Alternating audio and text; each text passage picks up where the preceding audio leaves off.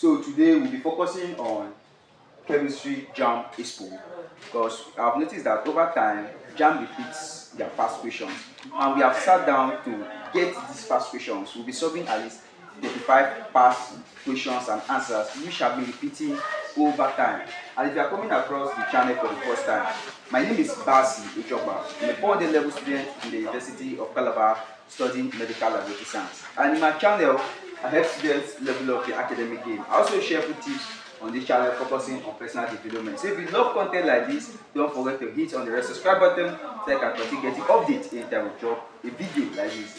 And just like I've said, today we'll be focusing on Chemistry JAMB Expo. We'll be trashing at least 35 questions that have been repeated, and for sure you will surely see this question. So the first one there is number 1, a mixture of iodine and sulfur crystals. Emphasis on the crystals.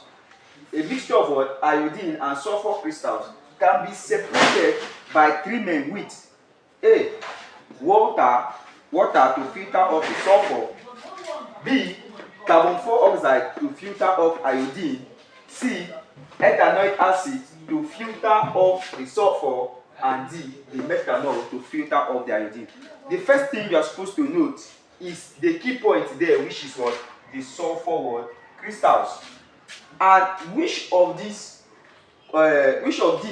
can this sulfur crystal? Because before you talk about separation, that means we are asking about which of these can be dissolved when there's a dissolvement or when there's something supposed to turn to a solution. So a mixture of iodine, when we mix iodine and sulfur crystals, how can we separate them? A. Water to filter off sulfur. Now you have to know that sulfur cannot dissolve in water. So we cancel off the water. Sulfur cannot dissolve in water. B. Carbon dioxide to filter off iodine.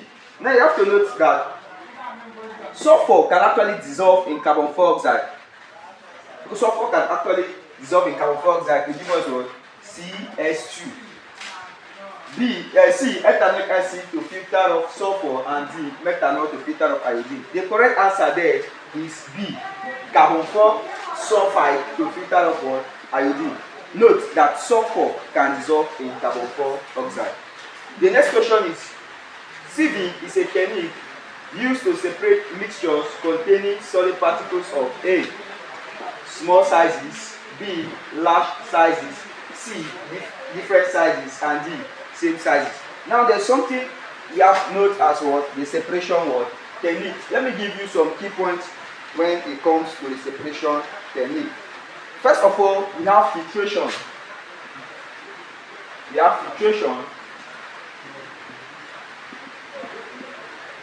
Filtration is used to separate insoluble solids from a liquid. Insoluble solids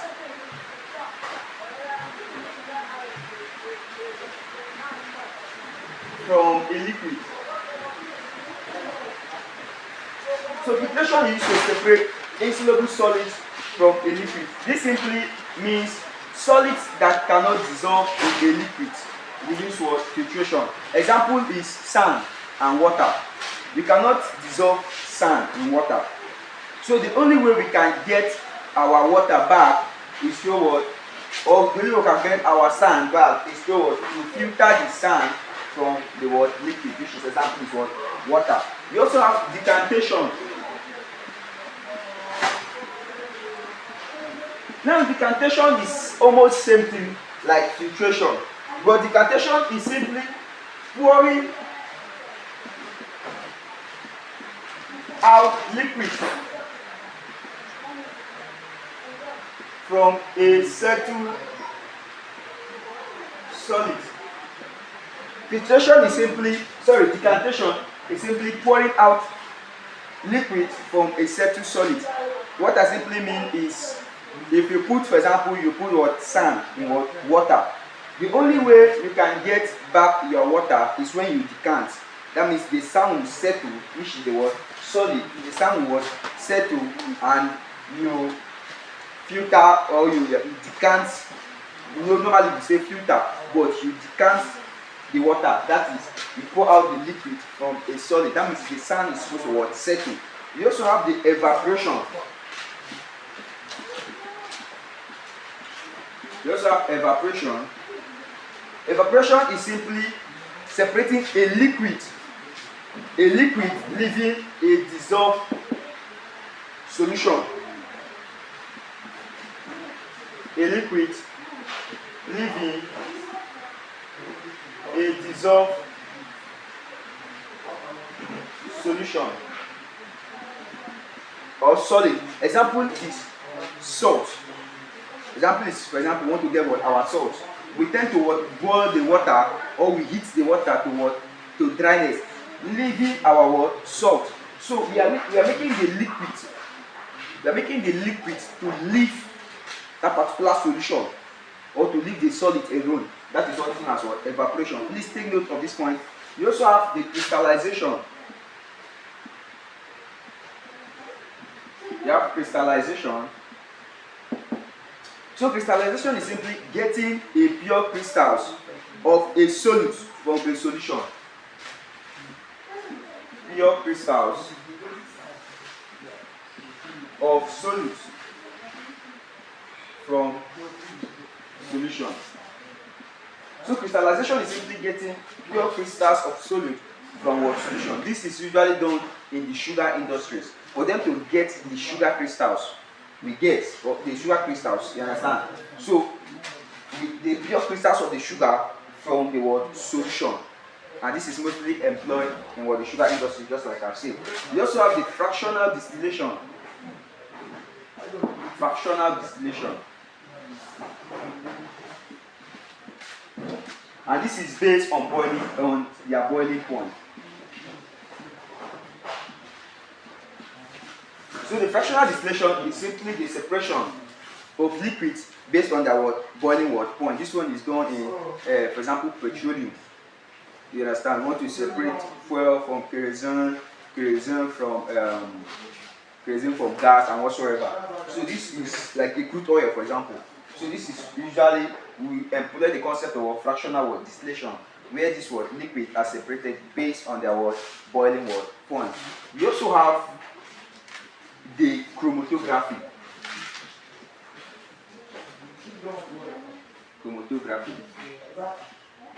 Please let me give you a key point. When you hear the concept of chromatography, in fact, anytime you hear something like mixture of dye, anytime you hear dye, you hear pigment, and you hear spit. Anytime you hear dye, a pigment, and spit, a separation technique, please don't bother yourself to start thinking of any other separation technique. Your answer should just be looking at chromatography. Chromatography is simply the separation of colors from ink. So the ink can either be a dye, separation of colors from a dye, can be separation of colors from an ink.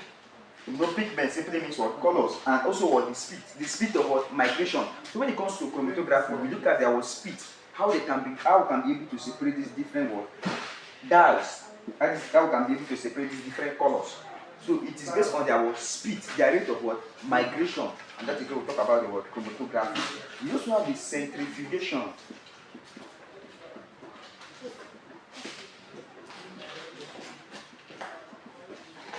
So the centrifugation is based on the spinning density.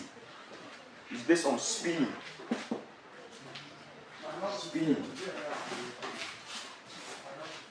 Based on their density. So the centrifugation is simply based on spinning using their density. We usually do it here as medical students. We use it in the hospital. Separation of blood components. We want to separate the serum. So we use centrifugation. We spin at a particular speed for either 3000 RPM for 5 minutes. So we use the concept of centrifugation, the separation technique known as centrifugation. And the last one is the separating funnel. Separating funnel. So the separating funnel is based on immiscible liquids. Immiscible liquid.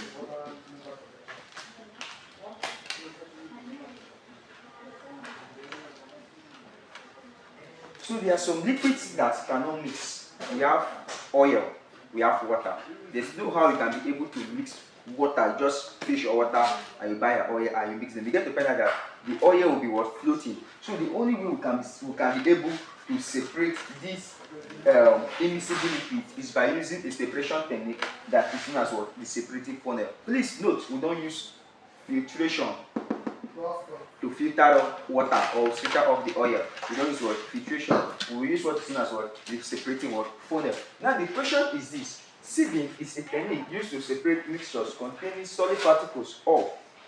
In our village we do gari when you filter what? Gari. So the separation of what? Those various what? Solids. You know they are all solid. So the separation where the remaining ones are being thrown away and the solid that is able to pass through the mesh is gotten through the basin is known as A. So the answer sieving is a technique to separate mixtures containing solid particles of. The answer is what? C. We use to separate solid particles of what? Different what? Sizes. We sieve. We want to get solid particles of different what? Sizes. We have the next question. Which of the following compound is composed of what? Aluminium. So let me clean this. Which of the following compound is composed of aluminium, silicon, oxygen, and hydrogen?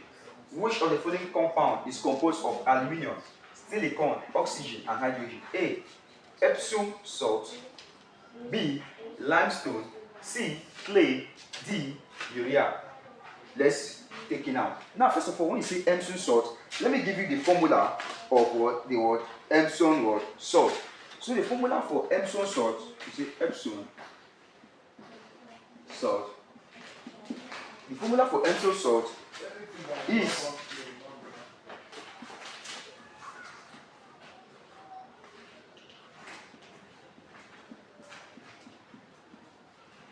this is the formula for Epsom salt. Let's also talk about the formula for limestone. Let me just give you the formula.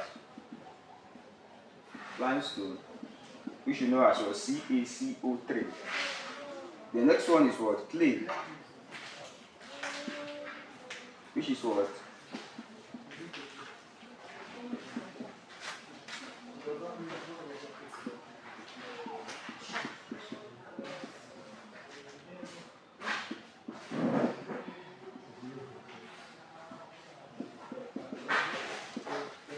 So this is what the various what formulas. It is when we get this formula that is when we'll be able to judge and answer this particular question. Say, which of the following compound is composed of aluminium, silicon, oxygen, and hydrogen? Now checking the Epsom salt, which is A, you get to find out that there is nothing like aluminium, neither is there what? Silicon, but there's oxygen, but there's also what? Hydrogen. But we are looking for a compound that will be able to contain the four of these elements, as you can see here. So checking limestone, we have what? CaCO3, calcium carbonate, which is what? Wrong. Then clay, we have what? Aluminium, we have silicon, and we have what? Oxygen. Then for the urea, there is no what? Aluminium, neither is there what? Silicon. So the correct answer there is what? C. Because C is the only compound that is able to contain what? Aluminium, silicon, oxygen, and what? Hydrogen. Let's move on to the next one, number 4. So the correct answer is what? C. The ratio of the initial to the final pressure of a given mass of gas is 1:1.5. Calculate the final volume of the gas if the initial volume was 300 cm3 at the same temperature. By reading through that question, you'll be able to know that what they are asking here is simply Boyle's law.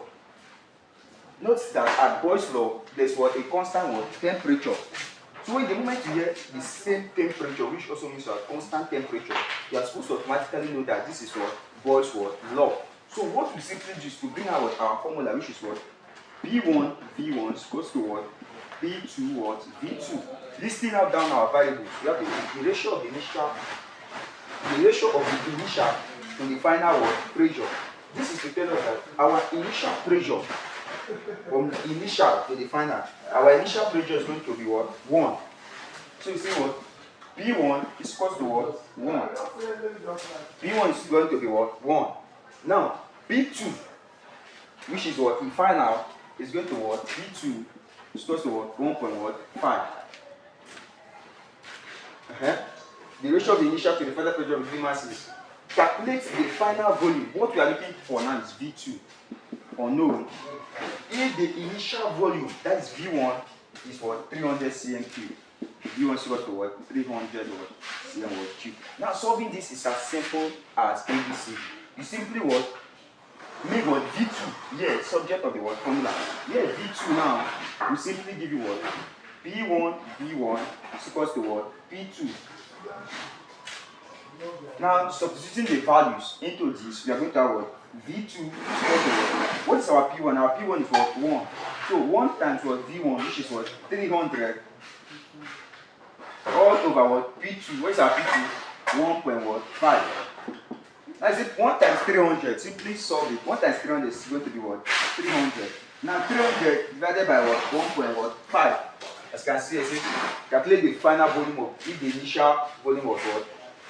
So when you punch your calculator, you get to find out that 300 divided by what? 1.5, which is our V2, is going to simply give you what? V, which is what? 200 what? cm what? Cube. This is how we will solve for this particular what? Number. Then the last question here, the number 5, sorry, the partial pressure of oxygen in a sample of air is 452 millimeter mercury. And the total pressure is what? 780 millimeter mercury. What is the what? Mole fraction of what? Oxygen. Solving this is very, very what? Simple. Solving this is very, very what? Simple. You don't even have to what? Scratch your brain to solve this particular what? Question. I've already given you everything you're supposed to do. They say the partial pressure of oxygen in air is what? 452 millimeter mercury. And the total pressure is what? 780 millimeter mercury. And this is the option: A 0.203, B 0.579, C 2.030, and D 5.790. Now solving this is as easy as possible. To solve for mole fraction, that is mole fraction. To solve for mole fraction is equals to partial pressure over total pressure. That is how we solve for our mole fraction. Partial pressure over total pressure. Now what you simply do is to bring in this partial pressure. What is our partial pressure? 452 over what? Total pressure 780. So you divide, and our answer is going to be what? D, which is what? 5.790. Which is what? 5.79 what? 79 This is our answer for the partial pressure of oxygen for this particular question. You understand? So now question number 6 says the fundamental difference between the three states of matter is the A, shape of their particles, B, number of particles, C, shape of the container they occupy, and D, degree movement of what? Particles. First of all, before you do something like this, or before you answer this question, you must know about the three states of matter, right? Where we have the word solid, the liquid, and the what? The solid, liquid, and what? The gas. And you must be able to know their different what? Characteristics. What is the characteristics of what? Solid? You must be able to know the characteristics of what? Liquid. And you must also be able to know the characteristics of what? Gases. So now, applying the characteristics which you already know to this particular question, we are asking about what is that thing that is the distinct difference between the three of them. The distinct difference between the what? Three of what? Them. So you cannot see the shape of their what? Particles. You cannot see the shape of their what? Particles, because when we talk about liquid simply assumes the shape of the container they occupy. Then talking about the number of particles, see, shape of the container they occupy, that is not their distinct, that is not a difference, a unique difference. And this is the degree movement of particles. D is what? Correct. When you talk about the degree movement of particles, you have what? Gases, where they don't have what? They don't have a particular what? What will I say? Their movement is what? Disorderliness. They are erratic. They don't follow a particular pattern. They can move in a what? Random or what? A Brownian what? Motion. So the answer for number 6 is what? D. Then number 7. Which of the following statement is correct about the periodic table? You must be able to know things about the periodic table before you can be able to answer this particular question. A, it says elements in the same period have the same number of valence electrons, which is wrong. B, The valence electrons of the element in the same period increases and crosses the period, and C, none of the above. This one is totally out of the equation. So for this now, the valence electrons of the elements, the valence of electrons of the element in the same period increases across the period is what? Correct. So for number 7, the answer is what? B. The valence electrons of the element in the same period across this. In the same period, yes, increases what? Across the what? Period. Then for number 8, the electronic configuration of this particular element X with atomic number 22, giving you 2 ions, is A, 1x2, 2x2, 2p6, 3x2, 3p6, 4x2, 3d6, and B, 1x2, 2x2, 2p6, 3x2, 4x2, 3d1, and C, 1x2 and the rest, D, which is what? 1x2, 2x2, 2p6, 3x2, 3p6, and 4x2. Now, this particular element is unknown. We don't know this element. If you look at this, equation, or if you look at this element, first of all, it's giving out 2 electrons. It's giving out 2 electrons. That's to tell you that this element is simply what? Electropositive, because it's automatically giving out 2 electrons. And in the case of these 2 electrons is separated from this, or is removed from this, this will simply tell us that the formula for this element, or this element, is what? X or 20. This is if you want to get the answer. We simply say that this is what? X or 20, because it is already giving out what? 2. And when it's giving out 2, it is now left with what? 20. So let's use the electronic configuration in order to what? Get this. Let's use the electronic configuration in order to what? Get this. So we'll start with what? Our emphasis now should be on what? 20. The sum of this what? Charges here should be able to give you what? 20. You understand? The sum of this, their power, should be able to give you what? 20. So for A now, if you want to do it, you are going to say what? 2 plus 2, which is 4, right? 4 plus 6, which is what? 10, right? This is what? 12. Am I correct? Yes? This is what? Plus 6, which is what? 18. And this is what? 2, which is what? 20. And with 6, which is what? This is what? 26. So automatically, it is more than what? 20. So A is not correct. So we go to what? B. We say what? 2 plus 2, which is what? 4. 4 plus 6, which is what? 10. This is what? 12. This is what? 14. And this is what? 15. It is not up to what? 20. So B is wrong. So for C, we have what? 2 plus 2, which is 4, plus 6, 10. This is what? 12. And this is what? 18. It is not still up to what? 20. So for the last one, which is what? D, we have what? 2 plus 2, which is what? 4, plus 6, which is what? 10, plus 2, which is what? 12, plus 6, which is what? 18, and plus 2, which is what? 20. So we have automatically reached at what? 20. So the correct answer here is what? D. So the electronic configuration of this element with what? X what? Atomic number for 22, giving us what? 2 plus ion is what? D, which is what? 1x2, 2x2, 2p6, 3x2, 3p6, and 4x2. You must be able to note their electronic what? Configuration, the sp what? D and what? F. This is what you are supposed to what? Note. Knowing that fully well that the innermost must contain what? 2, yes, 2 what? 6 and what? Rest. Although the most important is what? sp. S and what? P orbital, they are the what? Most important. And you must also be able to know their shape. Note that the shape of the s orbital is what? Spherical. The shape of the s orbital is what? Spherical. And the shape of the p orbital is a dumbbell shape. The shape of the p orbital is a dumbbell shape. It is important that you know this important or this unique fact about these two orbitals. Then the next question is, which of the following types of bonding does not involve the formation of new substances? We have A, which is what? Metallic. We have B, which is what? Covalent. We have C, which is what? Coordinate. And we have D, which is what? Electrovalent. So we want to what? Break them down into different what? physics how you get the answer. What is what chemical bonding? The main purpose of chemical bonding is to attain what stability, and to attain what an octet what state. So when you talk about this, we have different types of chemical what bonding. We have the word electrovalent, which is also known as the word ionic what bonding. We also have the word coordinate covalent bond, which is a special type of what the covalent bond. And we have the covalent bond, we have the word metallic bond, we have the word hydrogen what bond. But if you check the whole of them here, we have a covalent bond. Covalent bond is simply a type of bonding that involves what sharing of what electrons. Then the coordinate covalent bond is also a special type of what the covalent bond. But this particular point in time, it involves the presence of what a lone pair of electrons. Then the electrovalent bond is simply the complete what transfer. The electrovalent bond involves what the transfer of what electrons.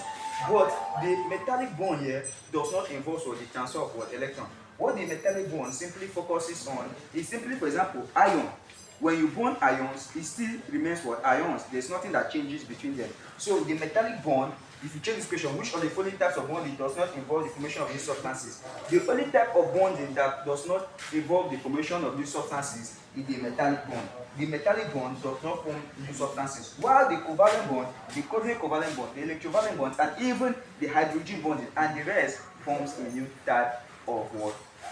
Forms a new type of what substance, or gives you a new substance. Then the number 10 is the knowledge of half-life can be used to. The knowledge of what half-life can be used to. First of all, you have to know what is what half-life, which I read down. It says half-life is the amount of time it takes for half of a substance to decay or reduce. The amount of time it takes for half of a substance to decay or what reduces. That means the moment you see what a particular what element and you're trying to know what element is that, what can actually give you a tip of what that element is known as the half-life. So when you check this question, the knowledge of half-life can be used to A, create an element, B, detect an element, C, split an element, D, irradiate an element. Half-life cannot be used to create an element. B, detect an element, which I've already told you. The answer is what? B. Because with the knowledge of half-life, you can see a particular element and you calculate it in order for you to know that particular word element. So when you apply half-life, you can be able to detect what a particular word element. Neither is the answer was C. You cannot use half-life to split an element. Neither can you use half-life to what irradiate what an element. So this is it. The answer is what? B. Question number 11. It says, what is the shape of carbon dioxide, water, and what CH4?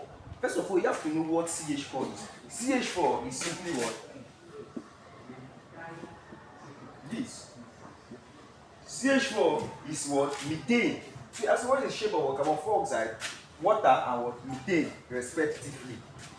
It says A, bend. Is the shape of carbon dioxide bend?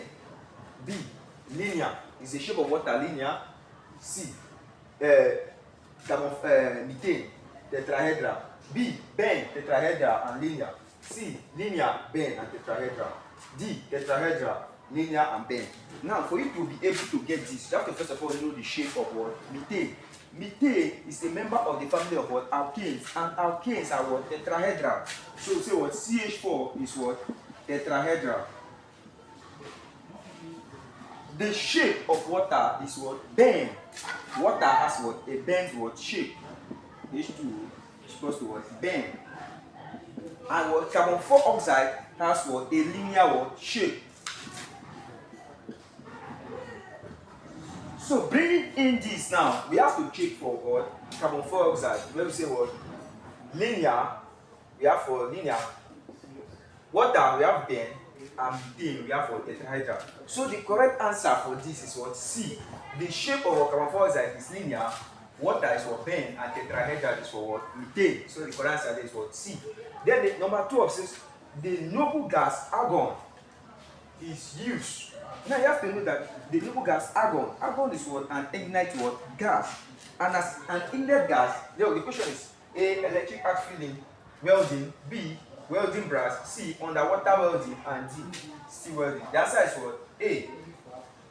As an ignited gas, it is used in what? Electric arc welding in order to shield the welding from what atmospheric gases like what oxygen and atmospheric gases like what nitrogen. So we use argon, which is an inert gas, for what electric arc what welding. We also have question number 30 says a side effect of salt water is that A, it gives offensive taste, B, excess calcium is precipitated, C, it attacks it contained in pipes, D, it encourages what the growth of what bacteria. The correct answer here for question number 13 is C.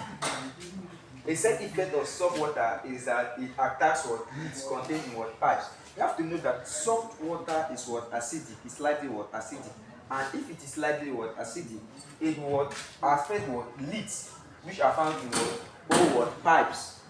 So if the pipe is full and there's a presence of what salt water, it's going to what attack that one. It's going to attack the leak that is what used in the production of that what pipe. The next question is the air pollutant unknown. The air pollutant unknown in nature. That means the question is which air pollutant here is not naturally what known. A, we have what nitrogen oxide. B, we have what carbon monoxide. C, we have what HCHO, and D, we have what DDT. Now, nitrogen oxide is what found naturally in our environment. Carbon monoxide is found in our environment. HCHO, you have to know what is what HCHO. HCHO is simply what formaldehyde.